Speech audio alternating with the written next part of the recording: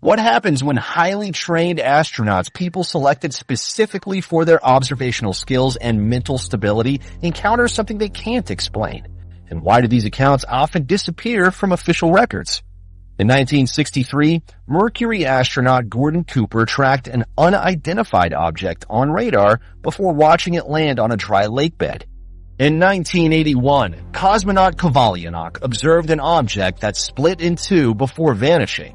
These accounts come from elite space travelers with rigorous psychological screening.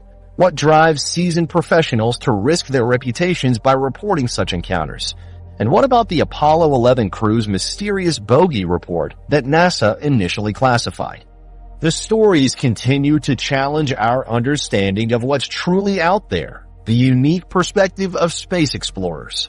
When we talk about unexplained aerial phenomena, there's a fundamental difference between reports from random civilians and testimonies from astronauts. The distinction isn't just about credibility. It's about the unique qualifications these space explorers bring to their observations.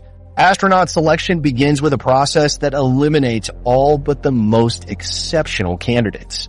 NASA typically receives thousands of applications for each astronaut class, but selects only a handful. The psychological screening identifies individuals with unwavering mental stability through crisis simulation stress tests and interviews with psychiatrists trained to detect even subtle psychological issues. This selection focuses heavily on observational skills. Astronaut candidates must demonstrate exceptional ability to notice details, maintain situational awareness, and accurately report what they see. Like elite detectives at a crime scene, they must capture every relevant detail while filtering out distractions. During one training exercise, candidates observe a complex simulated spacecraft malfunction for just 30 seconds, then must recall specific gauge readings, warning light patterns, and sequential events, skills that prove crucial during potential anomalous encounters. Many astronauts come from test pilot backgrounds, a profession demanding precise observation under extreme conditions. Others have scientific backgrounds requiring meticulous documentation of phenomena. Their technical knowledge allows them to rule out equipment anomalies that might confuse others. They can distinguish between known space phenomena like ice crystals from spacecraft venting, space debris in predictable orbits, or reflections from solar panels. Once selected, astronauts undergo specific training in observational protocols beyond spacecraft operation. They learn to distinguish between known space phenomena and truly anomalous events. This training includes exposure to optical illusions common in space and techniques to compensate for perceptual distortions caused by the unusual conditions of spaceflight. Documentation protocols for unusual sightings are rigorous. Astronauts record precise details: observation time, duration, apparent size, distance, movement patterns, color, luminosity changes, and relationship to known objects. They sketch or photograph anything unusual and immediately log observations in mission reports because space agencies understand novel phenomena might have scientific significance. Space agencies have historically handled these reports through classified channels. During the space race, both NASA and the Soviet space program maintained separate reporting systems for unusual sightings not included in public mission transcripts. This compartmentalization reflected Cold War concerns about potential military implications of unknown objects in space. Astronauts apply scientific methodology to their observations, avoiding speculation about origins and focusing on observable characteristics. They consider multiple explanations and include contextual factors that might affect perception, such as spacecraft orientation, lighting conditions, and their physical state during observation. According to NASA historian Stephen Dick, approximately 12% of astronauts across various space programs have reported unexplained phenomena during missions. This figure likely underrepresents the actual frequency, as many reports remain classified decades after missions concluded. Many sightings are documented in technical debriefings, but omitted from public mission reports. The Russian space program has historically been more transparent about these encounters.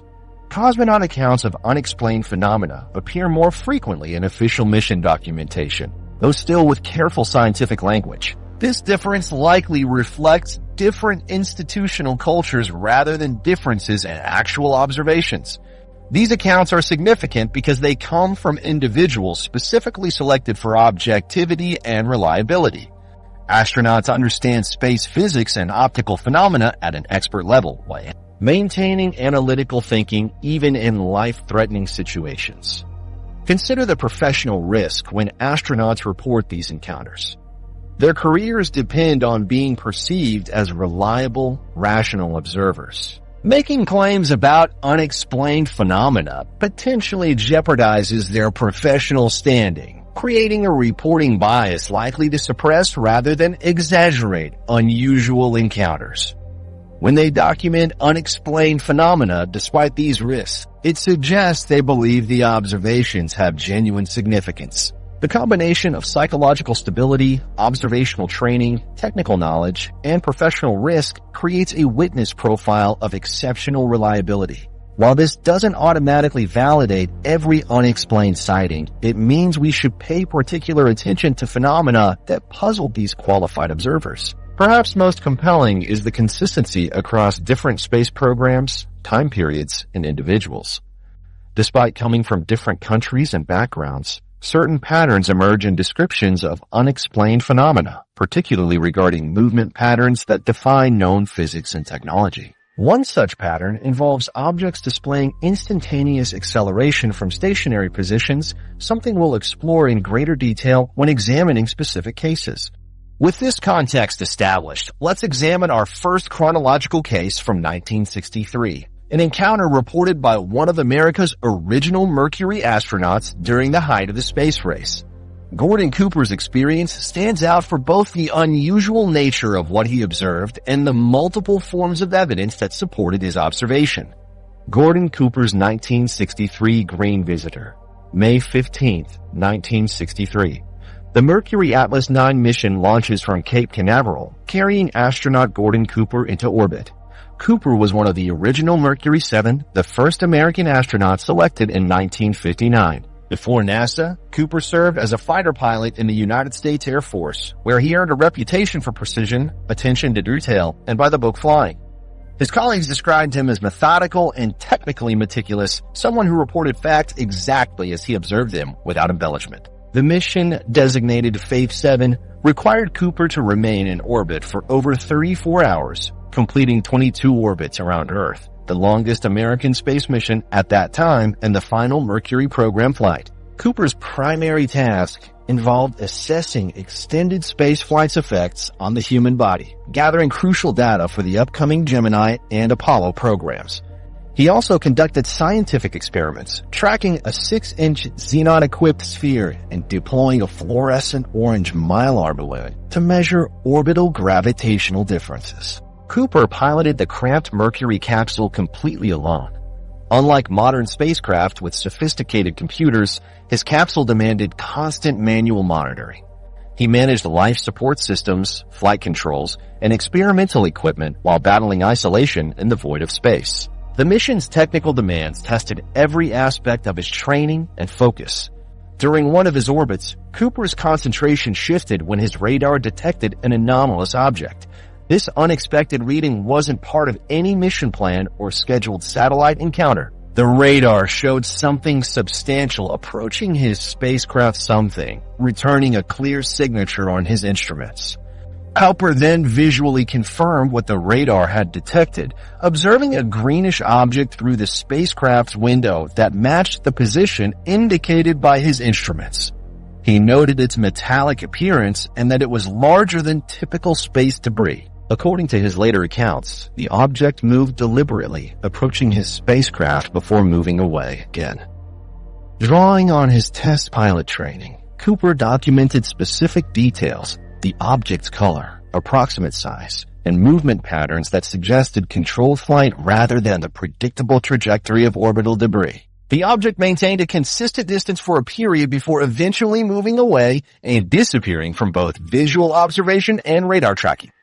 The dual confirmation through both human observation and mechanical instrumentation elevates Cooper's sighting above many other reports. The radar verification provides independent confirmation that something physical was present, eliminating explanations like optical illusions or misidentification of known phenomena.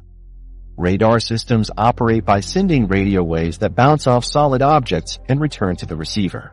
The time delay and signal characteristics reveal information about an object's size, distance, and velocity. For Cooper's radar to detect this object, it had to be a solid physical entity of sufficient size to reflect radio waves, ruling out explanations like ice crystals or minor debris too small to register on the relatively primitive 1960s radar systems. Years after NASA, Cooper revealed a similar encounter from his time at Edwards Air Force Base in 1957. According to Cooper, professional cameramen filming an installation captured footage of a disc-shaped object that approached the dry lake bed, extended landing gear, and touched down before quickly departing. Cooper maintained that high-quality footage documented this event. In his autobiography, Leap of Faith, Cooper wrote, "I had a camera crew filming the installation when they spotted a saucer. They filmed it as it flew overhead, then hovered, extended 3 legs as landing gear, and slowly came down to land on a dry lake bed." He added, "These guys were all pro cameramen, so the picture quality was very good." Cooper claimed this footage went to Washington for analysis before disappearing into classified channels. While no public verification exists, Cooper maintained throughout his life that this incident occurred exactly as described. Cooper's Mercury mission sighting stands out for combining instrumental and visual confirmation during a solo mission where observation contamination wasn't possible. It came from someone whose career was built on accurate observation and precise reporting, and it occurred in Earth orbit, where the vacuum of space eliminates many potential explanations applicable to atmospheric sightings. The account comes from one of the most qualified observers possible, supported by radar data from a historical mission at the cutting edge of human space exploration. What happened afterward reveals much about NASA's handling of unexplained phenomena during the space race. Despite dual confirmation from visual observation and radar tracking, Cooper's sighting received minimal attention in official mission reports. This official response, or lack thereof, leads directly into questions about how NASA managed information about unexplained phenomena during this critical period of space exploration. The official response: silence and skepticism. What happened to Cooper's radar-confirmed sighting after he reported it? The official record tells an interesting story through what it doesn't say. NASA's documentation of the Mercury Atlas 9 mission contains no mention of Cooper's encounter with the green object. The mission transcript, technical debriefings, and public statements focus exclusively on the planned experiments, Cooper's physical condition, and spacecraft performance data. This absence is striking given the potential scientific significance of an unexplained object detected by both visual observation and spacecraft instrumentation. This omission wasn't unique to Cooper's experience. NASA's public approach to unexplained phenomena during the space race era followed a consistent pattern of minimization and redirection. When questioned about unusual sightings, NASA officials typically offered explanations involving known space phenomena, ice particles, spacecraft debris, or reflections from equipment. The agency's stance emphasized scientific orthodoxy and avoided any suggestion that astronauts had encountered truly unexplained objects. The space race represented a crucial battlefield in the Cold War, with each mission demonstrating American technological superiority over the Soviet Union. Any suggestion that American astronauts encountered phenomena beyond their understanding threatened the narrative of technological control. For Cooper personally, reporting an unexplained object meant risking his reputation in an environment where rational explanations were expected. As one of NASA's elite astronauts, he faced a profound dilemma: report something potentially significant to science, but face ridicule, or remain silent about an observation that might have important implications. Security considerations further complicated reporting. Military and intelligence agencies were investigating whether unexplained aerial phenomena might represent advanced Soviet technology. Unusual sightings in space could potentially reveal sensitive information about surveillance capabilities or tracking systems. This created an institutional culture where unusual observations were automatically classified. Despite NASA's official silence, Cooper remained remarkably consistent in his account over the decades.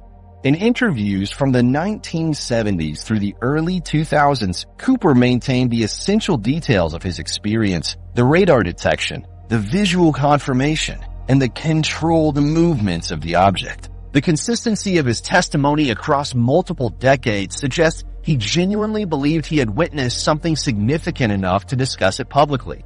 In his 2000 autobiography, Leap of Faith, Cooper directly addressed his space encounter, writing, "I had a camera crew filming the installation when they spotted a saucer. They filmed it as it flew overhead, then hovered, extended 3 legs as landing gear, and slowly came down to land on a dry lake bed."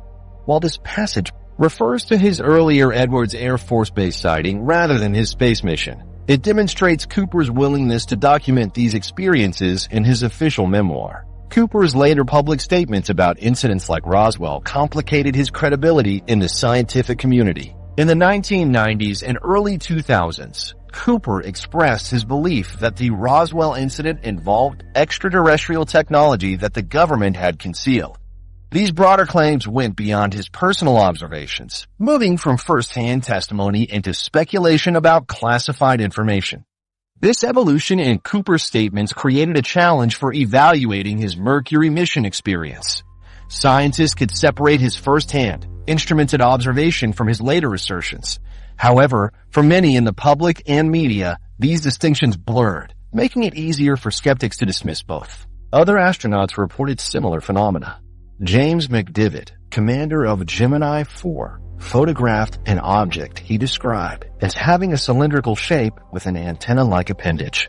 NASA suggested it was a Titan rocket stage, which McDivitt disputed. Frank Borman and James Lovell on Gemini 7 reported a bogey near their spacecraft, which NASA attributed to a section of their own rocket. What happens when our most qualified observers report something they cannot explain?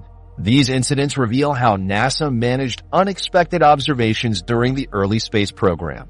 When experienced astronauts reported something they couldn't identify, the agency typically provided conventional explanations or omitted the incidents from official documentation.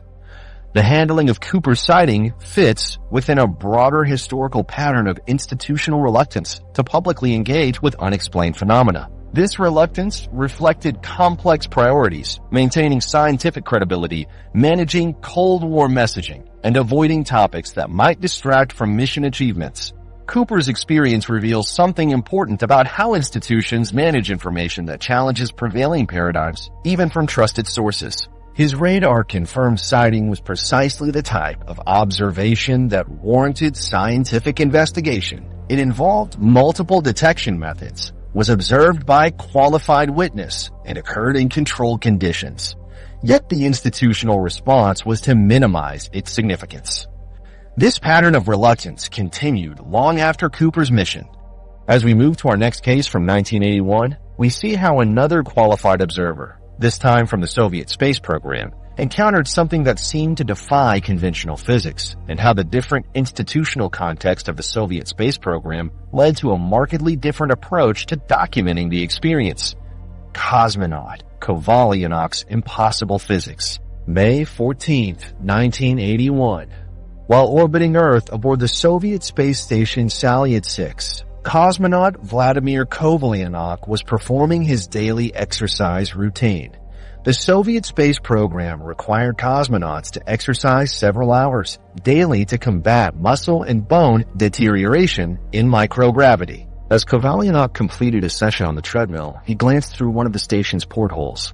What he saw next would become one of the most precisely documented unexplained space phenomena in the history of human spaceflight. Kovalyonok brought unique qualifications to this observation. As commander of the Soyuz T-4 mission to Salyut 6, he combined the sharp visual acuity of his military pilot background with the analytical mind of a seasoned space explorer. Known for his meticulous attention to detail, Kovalyonok had earned respect from Soviet mission controllers for his reliable reporting during previous missions. This particular mission pushed boundaries even by space exploration standards. Kovalyonok and his crew were participating in a 217-day expedition aboard Salyut 6, one of the longest space missions conducted up to that point.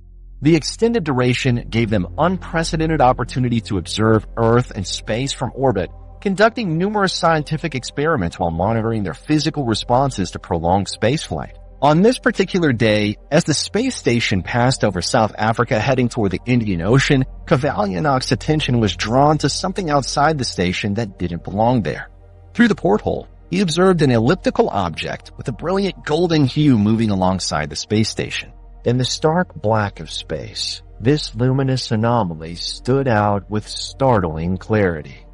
What happened next made this sighting truly exceptional. According to Kovalyonok's own account, a kind of explosion happened, very beautiful to watch, of golden light. This was the first part. Then, 1 or 2 seconds later, a second explosion followed somewhere else, and 2 spheres appeared, golden and very beautiful. The object transformed before his eyes. After the explosions, it split into 2 interconnected sections resembling a dumbbell shape. Kovalyonok described the object as initially being the size of a finger from his perspective, suggesting it was relatively close to the station rather than a distant astronomical phenomenon. Following these transformations, Kovalyonok observed white smoke and a cloud-like sphere before the object disappeared into Earth's shadow. The entire sequence exhibited behavior that Kovalyonok, with his extensive knowledge of orbital mechanics, found impossible to reconcile with known physics. Recognizing the significance of what he was witnessing, Kovalyonok called fellow cosmonaut Viktor Savinykh to the porthole. Savinykh arrived in time to observe the phenomenon, providing crucial corroboration from a second trained observer.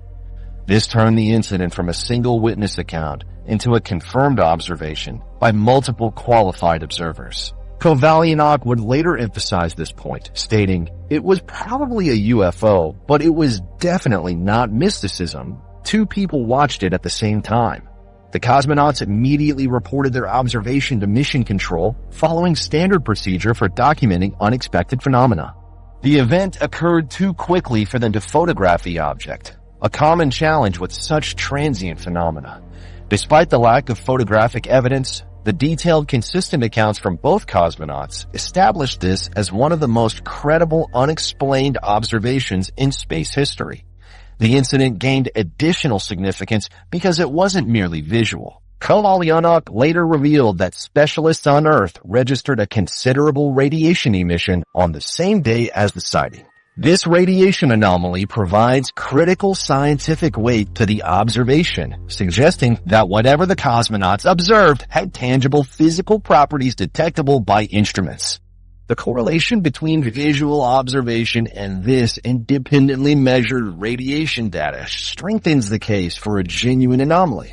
The behavior Kovalyonok described defies conventional explanation. Objects in orbit follow predictable trajectories governed by orbital mechanics. The controlled movements, specific sequence of transformations, and the apparent explosions with no accompanying debris field align with no known space phenomena. Kovalyonok addressed this contradiction directly, emphasizing that the object's behavior was impossible according to the laws of physics as understood by space scientists. This assessment from a scientifically trained observer carries particular weight. He recognized that what he witnessed contradicted the physical principles governing orbital mechanics. Having Viktor Savinykh as a second witness significantly strengthens the account. In scientific investigation, independent confirmation is crucial for establishing reliability. Both cosmonauts reported consistent details about the object's appearance and behavior, eliminating many potential explanations involving individual misperception. Unlike similar American astronaut reports that were often minimized or removed from official records, Kovalyonok's observation received straightforward documentation in Soviet mission reports. This difference highlights a contrast in institutional approaches to unexplained phenomena. While NASA often downplayed such incidents, the Soviet space program maintained more detailed records of anomalous observations, creating a richer historical archive of unexplained space phenomena. This contrast in documentation practices would become increasingly significant as more cosmonauts and astronauts. Soviet transparency versus American secrecy. The treatment of Kovalyonok's observation within Soviet space program records differs markedly from how NASA documented Gordon Cooper's encounter. While Cooper's radar confirmed sighting was essentially omitted from official NASA literature. Kovalyonok's experience was documented in Soviet mission reports and later published in the Russian press. This difference wasn't accidental, but reflected fundamentally different institutional approaches to unexplained phenomena during the Cold War era. The Soviet space program operated under different priorities regarding unexplained observations. While both American and Soviet space agencies were concerned with scientific credibility, the Soviet program documented unusual phenomena to demonstrate their cosmonauts' scientific observation skills and the sophistication of their monitoring systems. Documentation of these events served as evidence of thoroughness and scientific curiosity rather than being viewed as potential embarrassments. Political context heavily influenced these divergent approaches.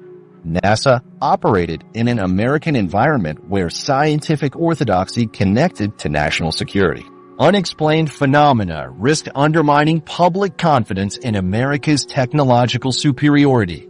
The Soviet space program maintained more flexibility in documenting observations that defied immediate explanation while still adhering to scientific principles. The different reporting protocols reflected these realities. American astronauts understood that unexplained sightings would undergo intense scrutiny, potentially affecting future mission assignments. Soviet cosmonauts operated under a system that valued comprehensive documentation of all observations, even those seemingly contradicting established physics, creating space for reporting unusual phenomena with fewer professional concerns.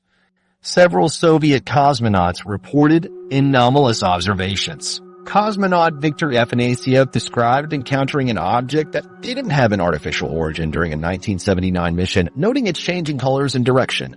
Musa Manara reported observing an object moving in a manner impossible for any terrestrial craft during his time there in 1991. Soviet mission logs contain at least 14 distinct unexplained phenomena reports between 1971 to 1990.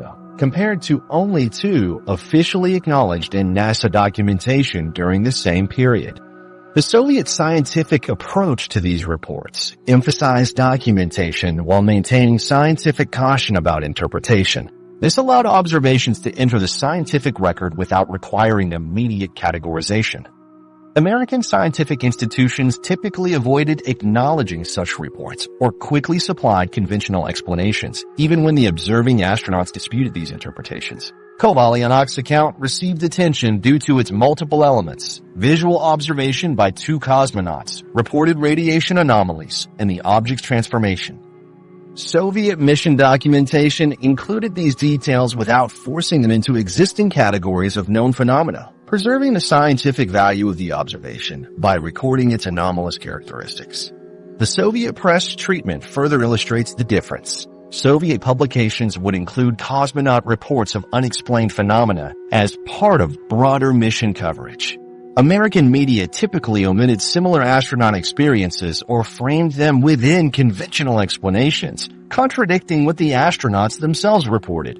Kovalyonok's specific language choice reveals much about the Soviet approach. His willingness to use the term UFO, while stating it was definitely not mysticism, demonstrates a nuanced position that acknowledged the object's unidentified nature while distancing from supernatural interpretations. This balanced approach allowed for scientific documentation without endorsing extraterrestrial hypotheses. American astronauts reporting similar observations often found themselves in difficult positions.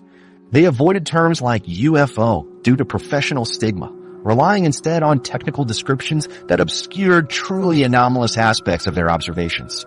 These institutional differences created divergent historical records. Soviet documentation includes a wider range of anomalous observations described in straightforward technical language.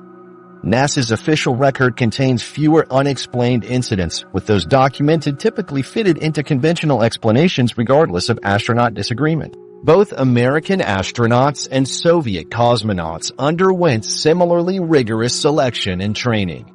Both groups consisted of highly qualified observers with exceptional psychological stability and technical knowledge. The reporting differences stemmed from institutional frameworks rather than observer quality. This comparison suggests our understanding of space phenomena may be significantly shaped by institutional factors rather than the phenomena themselves. The Soviet approach potentially preserved scientific data that might have been filtered out by NASA's more restrictive practices.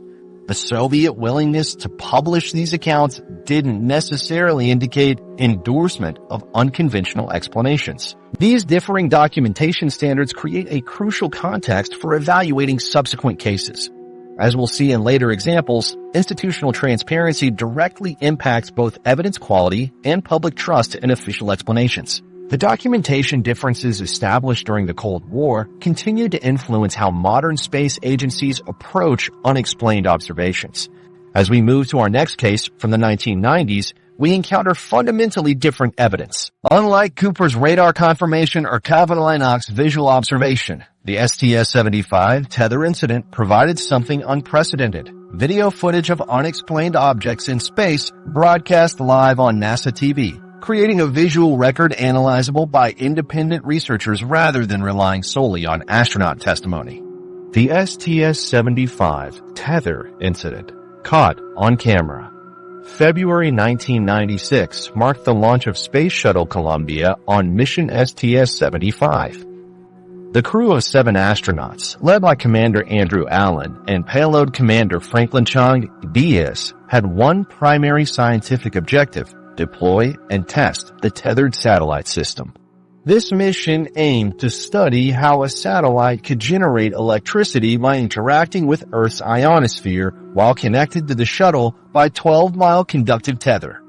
As the gleaming sphere slowly extended from Columbia's payload bay, tension filled the shuttle cabin. Each astronaut understood the stakes. They were testing technology that could revolutionize power generation in space by converting orbital energy into usable electricity as the tether cut through Earth's magnetic field. This mission, designated TSS-1R, was a reflight after technical problems limited the 1992 attempt. The crew carefully monitored deployment readings, their faces illuminated by control panel lights as the satellite extended farther into the void. For several hours, everything functioned exactly as intended. The satellite reached nearly the full deployment distance, about 12.2 miles from the shuttle. Then, disaster struck. At 57A1:29:26 GMT, after approximately 19.7 kilometers of tether had been deployed, the crew heard an alarm. The tether had unexpectedly snapped. Later analysis would reveal that electrical arcing had occurred within the deployment mechanism, burning through the tether material. In an instant, the multi-million-dollar satellite, trailing its broken tether, drifted away from Columbia into its own orbit.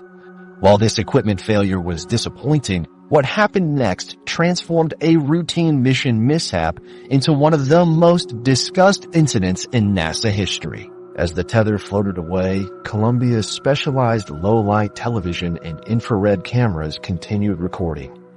The footage captured something completely unexpected. In the NASA footage, the broken tether appears as a thin line stretching across the blackness of space. But surrounding it were numerous, luminous, disc-shaped objects moving in the vicinity. Like ghostly sentinels patrolling the darkness, dozens of these objects appeared in the camera field of view, seemingly moving around and behind the distant tether. Several astronauts exchanged concerned glances, uncertain how to interpret what they were seeing.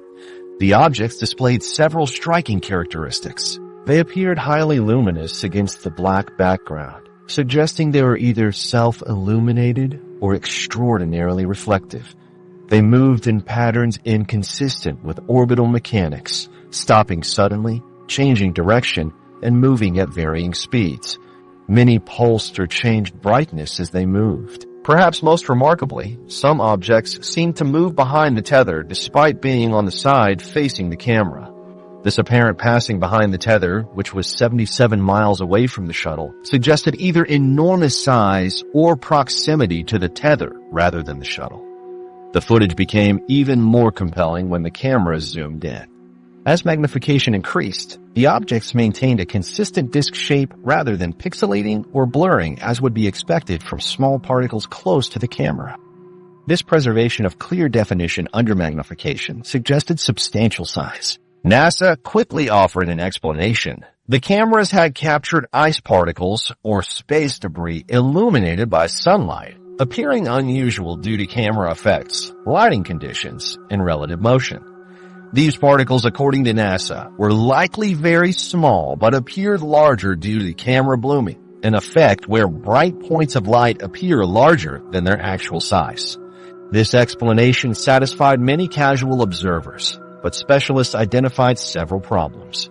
With this interpretation, the movements of the objects often defied the predictable trajectories that debris would follow in space. Objects in orbit follow ballistic paths governed by Newton's laws of motion. The sudden stops and direction shifts exhibited by many objects in the footage aren't consistent with these physical laws. If the objects were ice particles close to the camera, they should have appeared to move much more rapidly across the field of view due to parallax effects. Instead, many maintained positions relative to the distant tether, suggesting they were much farther from the camera than NASA's explanation implied. What makes the STS-75 tether incident fundamentally different from previous unexplained space phenomena is the objective nature of the evidence. This incident was captured on NASA's own cameras during a live broadcast. The footage exists as a documentary record that can be analyzed frame by frame by independent researchers. The incident gained additional credibility from the controlled environment in which the footage was captured. The cameras were NASA's own equipment, operated by professional astronauts and mission specialists for scientific documentation. The STS-75 tether footage has become one of the most analyzed pieces of evidence in the study of unexplained phenomena in space. The combination of multiple unusual objects, their anomalous movements, the clear visual documentation, and the controlled conditions under which the footage was captured makes this incident particularly significant. Analyzing the evidence beyond debris and ice, NASA's ice particle explanation for the STS-75 footage sounds reasonable at first glance. Space debris and ice crystals from spacecraft venting are common in orbit. However, when scientists and aerospace engineers examine the footage according to the established laws of physics, serious problems emerge with this conventional explanation. In the vacuum of space, particles follow predictable paths governed by Newtonian physics. Without atmospheric resistance, objects maintain constant velocity and direction unless acted upon by external force. Ice particles ejected from a spacecraft would move away in straight lines at constant speeds, similar to how balloons released underwater drift predictably apart. Their trajectories would be calculable and consistent. The objects in the STS-75 footage violate these basic principles. Frame-by-frame analysis reveals movements impossible for debris or ice particles. Many objects abruptly stop, hover momentarily, then accelerate in new directions. Some execute 180-degree turns, a maneuver requiring either an external force or internal propulsion system. Neither should exist in simple ice particles. Multiple objects move independently of each other. Rather than showing similar trajectories with gradual separation, as we'd expect from ice particles released simultaneously, we observe objects moving in completely different directions simultaneously, some approaching the tether, while others move perpendicular to it. These independent vectors suggest they aren't subject to the same initial conditions as particles ejected from the shuttle. The size calculations present another challenge. Using the known 12-mile-long tether positioned about 77 miles from the shuttle as a reference, analysts calculated the approximate size of other objects in view. Many appear substantial, potentially hundreds of feet across if at the same distance as the tether. NASA suggested camera blooming makes objects appear larger, but this effect alone cannot account for the consistent disc shapes maintained even during camera zoom. Typically, blooming becomes more distorted at higher magnifications, yet these objects maintain defined edges throughout the zoom sequence. The object's luminosity adds another analytical dimension. Ice particles would reflect sunlight according to predictable optical principles, creating flashes as they tumble rather than the steady, pulsating glow observed. Their consistent luminosity suggests either internal illumination or unusual reflective properties. Several objects appear to pass behind the distant tether, establishing they must be at least 77 miles from the shuttle. At that distance, for objects to appear their visible size, they would be enormous, far larger than ice particles or typical space debris. Dr. Jack Kasher, physicist from the University of Nebraska, calculated that if the objects were at the tether's distance, some would be nearly a mile in diameter based on their angular size. Even accounting for significant camera effects, Kasher noted in his analysis, we're still looking at objects of substantial size, completely inconsistent with ice particles. Mark Carlano, an imaging specialist experienced with space imagery, focused on the movement patterns, finding them inconsistent with particles affected only by orbital mechanics. The object's ability to stop, start, and change direction violated fundamental principles of inertia governing passive objects in orbit. Camera artifacts and optical illusions have been systematically eliminated through technical examination. Researchers analyzed video format, camera specifications, and environmental conditions to determine whether lens flare, internal reflections, or other anomalies could explain what was seen. These analyses ruled out common camera artifacts. Lens flares typically show radial symmetry and positional relationships to bright light sources. Neither match the objects in the footage. Internal reflections generally show consistent geometric relationships to bright objects, again not observed in the STS-75 video. The objects maintain their appearance across different zoom levels, unusual for optical artifacts. Sophisticated motion mapping revealed objects moved independently of camera movements, eliminating the possibility they were internal to the camera system. This reinforced the conclusion that these were physical objects being recorded, not optical or electronic anomalies. What might explain these objects if not ice, debris, or camera artifacts? The technical analysis establishes that whatever was captured exhibited characteristics inconsistent with conventional explanations. The objects moved in ways that violated Newtonian physics for passive objects in orbit, maintained consistent appearances despite camera adjustments, and showed size and luminosity characteristics inconsistent with small particles near the camera. The conclusion isn't necessarily that these objects were extraterrestrial, simply that they represent a genuinely anomalous phenomenon resisting conventional explanation. This places the STS-75 Tether incident among truly unexplained space phenomena meriting serious scientific inquiry. As we transition to our final case study involving Apollo 11 astronaut Buzz Aldrin, we move from analyzed video evidence to personal testimony from one of history's most significant space explorers. Unlike the STS-75 footage, which stands as objective visual evidence, Aldrin's experience presents different analytical challenges, particularly in how his observations have been misrepresented over time. Buzz Aldrin's L-shaped light, truth, and misrepresentation. Few astronauts hold the historical significance of Edwin Buzz Aldrin. As the second human to set foot on the lunar surface during the Apollo 11 mission in July 1969, Aldrin has earned a permanent place in humanity's collective memory. Before joining NASA, Aldrin graduated third in his class at West Point and earned a doctorate in astronautics from MIT, credentials that established his reputation for precision, analytical thinking, and meticulous attention to detail. Throughout his career as a fighter pilot, astronaut, and later as a public figure, Aldrin has maintained this reputation for straightforward communication and technical accuracy. During the historic Apollo 11 mission, as Aldrin and his crewmates Neil Armstrong and Michael Collins journeyed toward the moon, they observed something unusual outside their spacecraft. Aldrin described seeing an object that appeared L-shaped moving alongside their spacecraft. The observation occurred during the translunar coast phase of the mission, as the spacecraft traveled the vast distance between Earth and the Moon. In Aldrin's original description of the event, he noted that the crew spotted something moving near their spacecraft that was close enough to be observed and appeared to have an L-shaped configuration.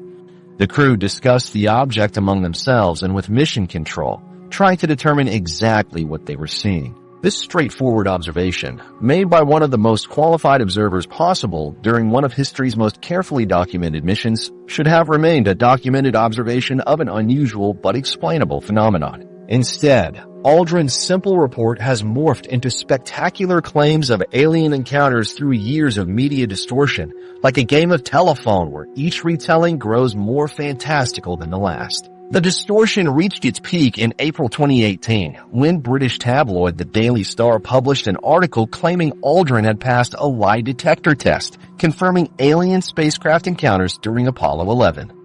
The article cited Aldrin's L-shaped object description as evidence and claimed that advanced voice analysis technology had determined Aldrin was telling the truth about seeing aliens during the mission.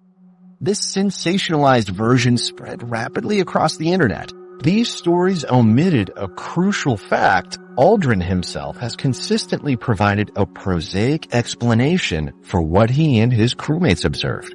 In various interviews and public statements, Aldrin has maintained that the L-shaped light was almost certainly a panel that had separated from the rocket's SIVB stage. The SIVB was the third stage of the Saturn V rocket that propelled Apollo 11 toward the moon. After completing its engine burn, this stage separated from the spacecraft, and various panels and components detached as part of the normal mission sequence. These components would naturally continue along a similar trajectory to the spacecraft for some time, making them visible to the crew during the early portion of the translator journey. Aldrin has been remarkably consistent in this explanation. In a 2014 Reddit Ask Me Anything session, he stated unequivocally about the object. It was not an alien. He elaborated that he was absolutely convinced the object they observed was simply sunlight reflecting off one of these separated panels.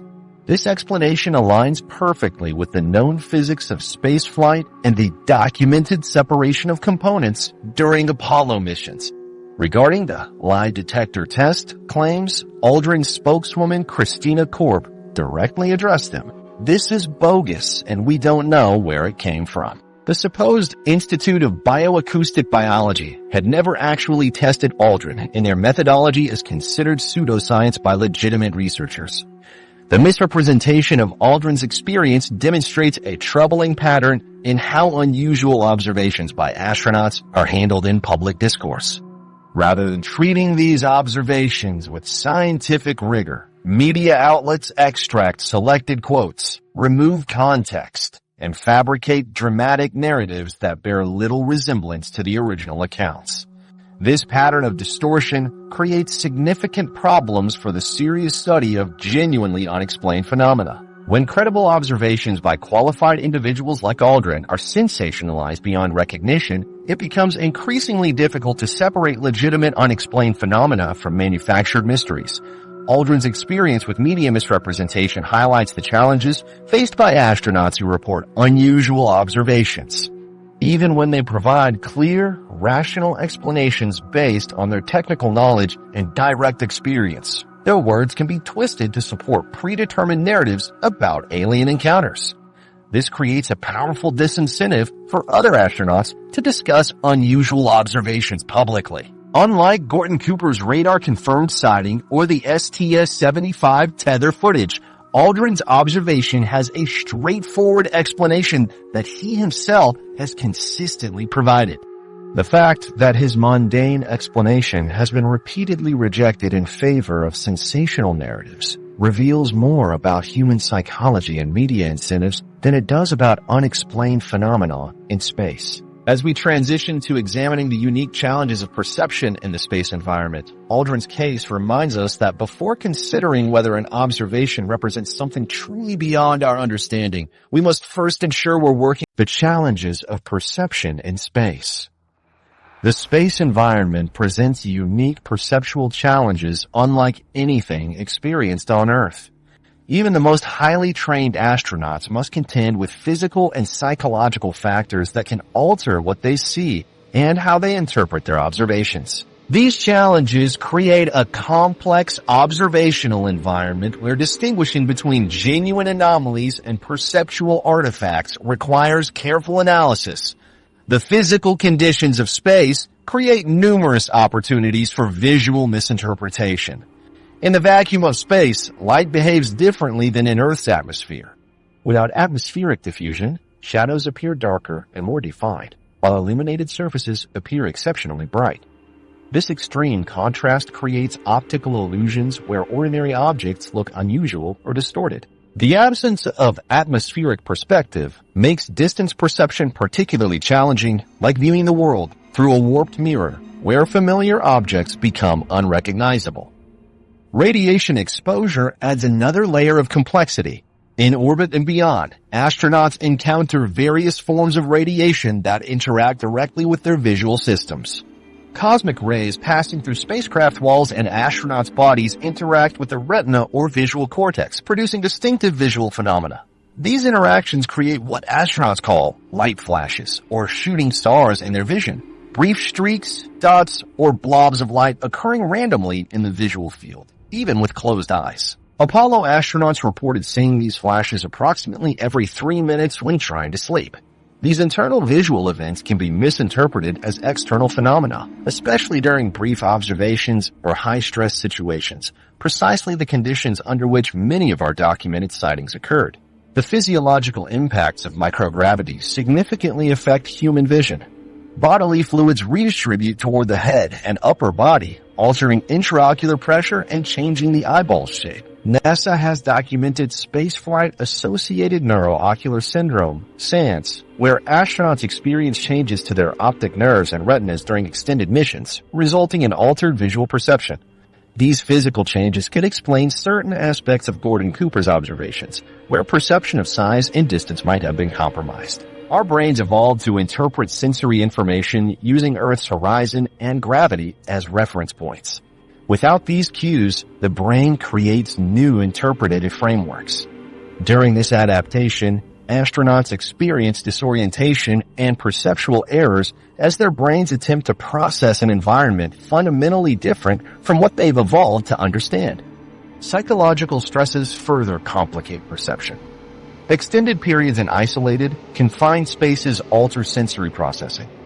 The heightened vigilance required during space missions makes astronauts more likely to notice unusual phenomena, but also primes them to interpret ambiguous stimuli as significant. This could partially explain Vladimir Kovalyonok's heightened awareness during his sighting. Sleep disruption compounds these challenges. In low Earth orbit, astronauts experience 16 sunrises and sunsets daily, severely disrupting circadian rhythms. Sleep deprivation affects attention, memory consolidation, and perceptual accuracy. After prolonged sleep restriction, the brain becomes more susceptible to misinterpreting visual stimuli, a factor worth considering in evaluating astronaut testimony. Space agencies have developed training protocols to help astronauts navigate these perceptual challenges. This training includes recognizing common visual artifacts, such as lens flares, ice particles, and reflections from spacecraft components. Astronauts learn to cross-reference observations with instrument readings and seek confirmation from crewmates when encountering unusual phenomena. Documentation practices are equally important. Astronauts record unusual observations with precise details, time, duration, apparent size, movement patterns, and relationship to known objects. This structured reporting helps separate genuine anomalies from perceptual artifacts. However, these perceptual challenges cannot fully explain every unexplained observation from space. Multiple witness observations, where 2 or more astronauts independently report seeing the same phenomenon, significantly reduce the likelihood of individual perceptual error. Instrument confirmation provides objective verification beyond human perception. Duration also matters. Brief glimpses are more likely to be perceptual anomalies than extended observations. Applying these criteria reveals important distinctions in our cases. Cooper's radar confirmed sighting provides instrument verification independent of visual perception. Kovalyonok's observation included corroboration from another cosmonaut and coincided with measured radiation anomalies. The STS-75 Tether incident was captured on camera, creating a record analyzable independently of astronaut perception. These forms of confirmation suggest phenomena that exist beyond the perceptual challenges of space. The space environment creates unique perceptual conditions that can lead even the most qualified observers to misinterpret what they see. Yet these factors alone cannot explain all observations, particularly those with multiple witnesses, instrument confirmation, or video documentation. As we move toward evaluating the complete body of evidence, we must balance understanding human perceptual limitations with recognizing that some observations defy conventional explanation even after accounting for these factors. Evaluating the evidence, a scientific approach. When evaluating unexplained phenomena reported by astronauts, we need a systematic approach that distinguishes between genuinely anomalous events and those with conventional explanations. Scientific investigation requires clear criteria to assess reliability, particularly when dealing with observations from the challenging environment of space. Our evaluation framework rests on 4 key criteria. Multiple witnesses. When qualified observers independently report identical details, reliability increases dramatically, as seen in Kovalyonok and Savannah's corroborating accounts. Instrument confirmation, objective evidence like Gordon Cooper's radar tracking provides verification beyond human perception. Documentation, visual records, particularly the STS-75 footage, allow independent analysis and verification. Observer qualifications. Astronauts represent highly trained professionals whose careers depend on accurate reporting. Applying these criteria reveals significant differences in evidential strength among our cases. Gordon Cooper's 1963 observation during Mercury. Atlas 9 stands out because it combined visual observation with radar confirmation. This dual-mode detection is particularly valuable because radar operates on principles entirely different from human vision. When both systems detect the same phenomenon simultaneously, it substantially reduces the possibility of perceptual error or equipment malfunction. Cooper's report gains additional weight from his established reputation for precision and technical accuracy. As a test pilot and astronaut, Cooper underwent extensive training specifically designed to develop accurate observational skills. His consistent retelling of the experience over decades, despite potential professional risks, further strengthens the case. The combination of visual observation, instrument confirmation, and witness reliability makes Cooper's sighting difficult to dismiss. Vladimir Kovalyonok's 1981 observation aboard Salyut 6 features different strengths. The presence of a second witness, cosmonaut Viktor Savanik, who corroborated the sighting, elevates this case above single witness accounts. Multiple observers reduce the likelihood of individual misinterpretation. When 2 trained cosmonauts verify the same unusual phenomenon, the reliability increases substantially. What distinguishes Kovalyonok's case further is the reported radiation spike detected the same day. This measurement constitutes physical evidence independent of visual observation. Radiation detection provides quantifiable data measured with instruments, creating an objective record beyond testimony. The coincidence of visual phenomena with measurable physical effects suggests a connection between the observed object and environmental changes. The STS-75 Tether incident from 1996 presents perhaps the strongest case due to its extensive video documentation. Unlike testimonial evidence relying on memory, the NASA footage creates an objective record that has been analyzed by independent researchers. This video evidence allows for frame-by-frame analysis, calculation of movement patterns, and comparative studies against known phenomena. Multiple technical analyses have identified aspects of the footage that resist conventional explanation. The object's movements often violate the predictable trajectories that debris would follow in vacuum. Their apparent passing behind the distant tether suggests substantial size rather than camera proximity. Their consistent disk shapes and luminosity patterns remain uniform despite camera adjustments, arguing against optical artifacts. The STS-75 case is particularly compelling because the video allows verification beyond the astronaut's perceptions. While astronaut testimony provides context, footage becomes primary evidence that others can evaluate independently. This creates a level of documentation absent from cases relying solely on witness accounts. Buzz Aldrin's case, involving an L-shaped light during Apollo 11, demonstrates a different aspect of scientific thinking. Aldrin himself has consistently provided a conventional explanation. The object was likely a panel separated from their spacecraft's SIVB stage. This interpretation aligns with mission parameters and spaceflight physics. Aldrin's application of Occam's razor demonstrates scientific thinking rather than undermining his credibility. Ranking these cases by evidential strength places the STS-75 Tether incident first due to its objective video documentation. Cooper's radar confirmed sighting ranks second, combining visual observation with instrument verification. Kovalyonok's observation ranks third, strengthened by a second witness in reported radiation anomalies. Aldrin's case, while involving a qualified observer, has a conventional explanation provided by the witness himself. These cases collectively suggest that the strongest evidence involves multiple forms of detection beyond visual observation alone. When qualified observers report phenomena that instruments also detect or cameras record, the case for genuinely anomalous events becomes substantially stronger. This pattern indicates that some truly unexplained phenomena have been encountered during space missions, even if their nature remains unidentified. These historical incidents have influenced how space agencies approach unusual observations. The development of comprehensive documentation protocols, improved sensor systems, and specific training for anomaly recognition stem partly from these encounters. As we'll explore next, these legacy cases continue to shape how modern space programs balance scientific skepticism with openness to truly anomalous phenomena. The legacy, how space agencies adapted.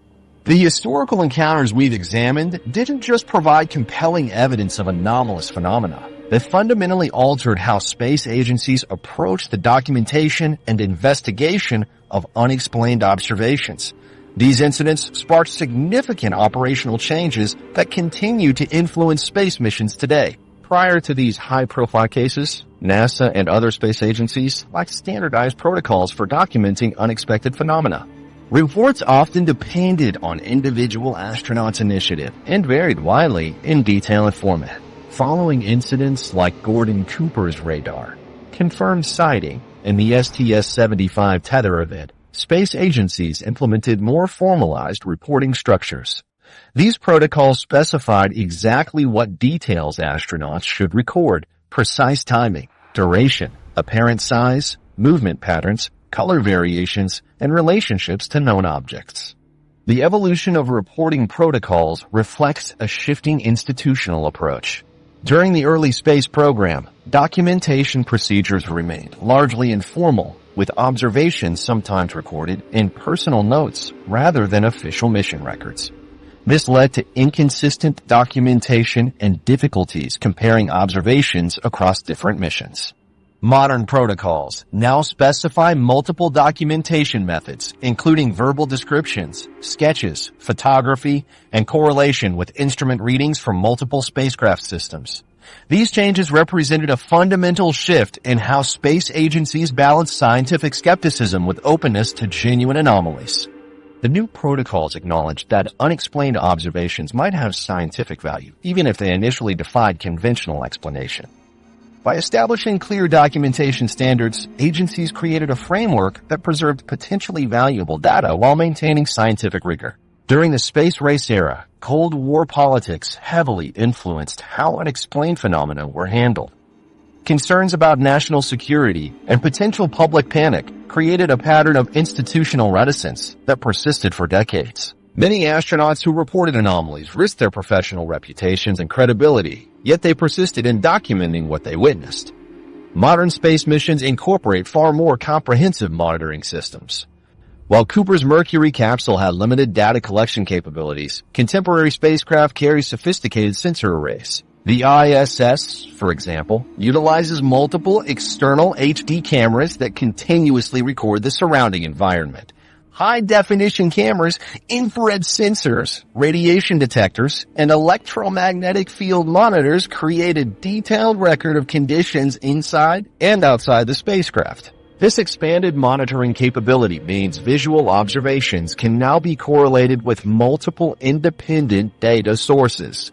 Space agencies established formal channels for astronauts to report unusual observations. These dedicated reporting pathways ensure anomalous events are documented systematically and reviewed by appropriate personnel. Rather than relying on individual initiative, these channels create an institutional mechanism for preserving unusual observations.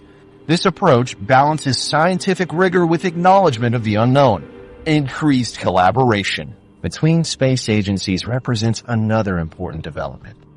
There's evidence of greater information sharing regarding unexplained phenomena observed during missions. This international approach recognizes that anomalous observations from Russian, European, American, and Chinese missions might collectively reveal patterns not apparent from any single nation's data. Public interest in astronaut encounters with unexplained phenomena has influenced institutional transparency. Heightened awareness of incidents like the STS-75 Tether event has created pressure for greater openness, particularly given that many observations occurred during publicly funded missions. Space agencies have responded by gradually increasing transparency about unexplained phenomena, though restrictions remain regarding incidents with national security implications. Modern astronaut preparation includes specific instruction on distinguishing between known space phenomena and genuinely anomalous observations. Astronauts are trained to recognize common visual artifacts like ice particles, reflections from spacecraft components, and optical effects from extreme lighting conditions. This training helps eliminate misidentifications while ensuring unusual phenomena receive appropriate documentation. Future missions will likely reveal more through continued technological advancement.